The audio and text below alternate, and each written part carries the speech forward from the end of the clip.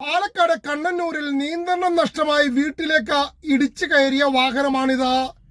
ഈ വാഹനത്തിൽ യാത്ര ചെയ്യുകയായിരുന്ന എറണാകുളം ചെറായി സ്വദേശിയായ യുവ വ്യവസായിയും അമ്മയും ഒരു പോറൽ പോലും ഏൽക്കാതെ അത്ഭുതകരമായി രക്ഷപ്പെട്ടു.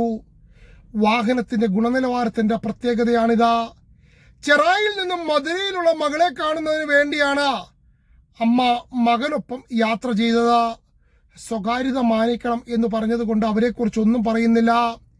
രാവിലെ 8 മണിയോടെയായിരുന്നു അപകടം. പാലക്കാട് ഭാഗത്തുനിന്നും വരികയായിരുന്ന വാഹനം റോഡിലുണ്ടായിരുന്ന വെള്ളക്കെട്ടിൽ നിയന്ത്രണം നഷ്ടമായി ഡിവൈഡർ കയറി മറുവശത്തേക്ക് നിയന്ത്രണം വിട്ട് ഇടിച്ചു കയറുകയായിരുന്നു.